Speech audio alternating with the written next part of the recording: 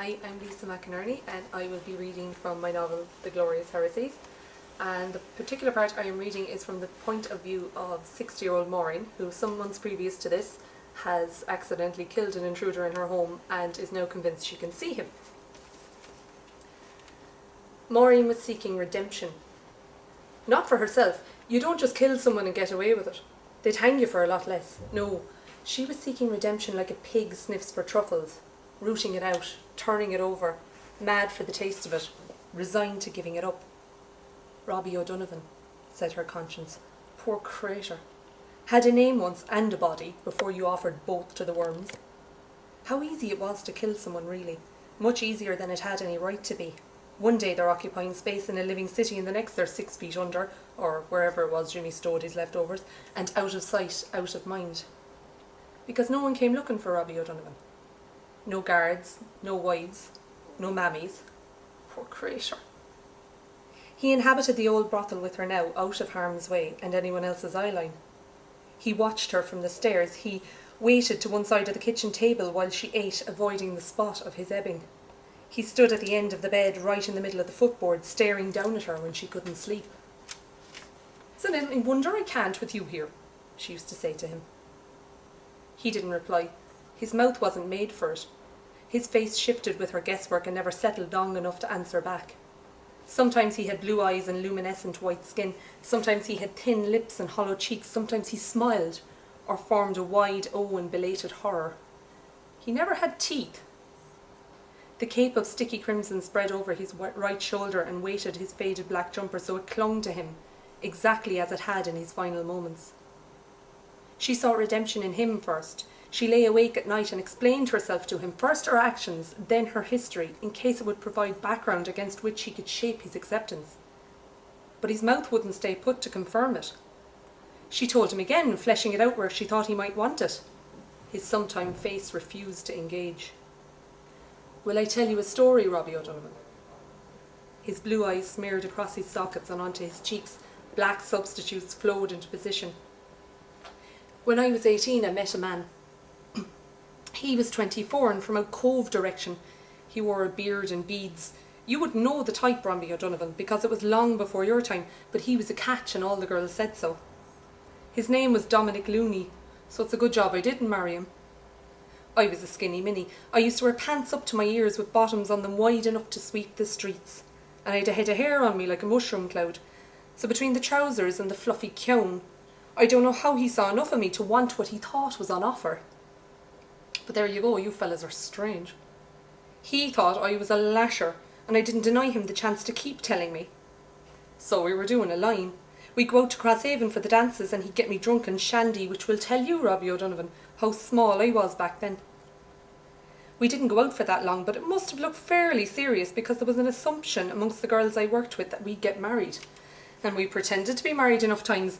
We went for weekends away and told the Mary Anns and the B&Bs that we were Mr. and Mrs. Looney and only married a year. And you can imagine what went on after that, can't you?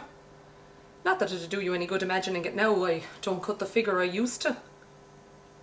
Of course, it's different nowadays, but back then, being a trollop was full of occupational hazards.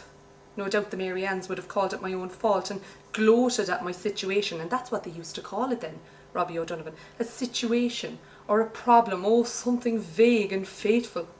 What are we going to do about Maureen's problem? Well, the first thing I did was arrange a shotgun wedding in my head.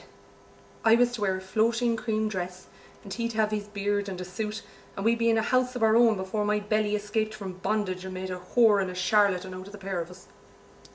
But that wasn't to be. For as soon as Dom Looney got wind of it, he was out the gap, flapping like a chicken trying to outrun a fox. So what do you think happened then, Robbie O'Donovan? The apparition's face flickered. Then I was sent away. For the neighbours' benefit I was gone away to work, but really I was being watched as I grew and grew and grew, and the faces around me got longer and longer and longer. And when I had the baby, my mother, God rest her soul and say hello to her if you see her, fell head over heels for him, and so it was decided that I give him up in atonement so that my mother and father could raise him in the stable and proper home that had given rise to the likes of me. So you tell me this, Robbie O'Donovan, when your face stops fading in and out and your mouth fixes in whatever shape your parents gave it. Why was I asked to redeem myself for something my mother ended up coveting, And if I've done all my redeeming, 40 bloody years of it, why in God's name do you think I should be seeking redemption for you? Lacking the necessary equipment to answer, the ghost of Robbie O'Donovan said nothing. I'll atone, grumbled Maureen, but I'm not taking any more punishment. Up to me oxters in punishment I was for doing feck all. Do you hear me? Her thirst for redemption unquenched by the wraith's sullen insubstantiality, Maureen was left picking through more indirect routes. The church seemed like the obvious place to start. The clergy were self-professed experts in bestowing grace on behalf of the absentee landlord. Then there was the notion of being pre-cleared of the burden of Robbie O'Donovan's death by dint of her suffering years of penitence with no sin to show for it. Was that not a thing with the Holy Roman Empire? Didn't they tend to make up these dirt-kicking assurances whenever anyone sufficiently gold-laden came to them dragging a sack of their indiscretions? If the church that condemned her to childless banishment 40 years ago could offer her something in the way of a consolation prize, well, she was interested in hearing it.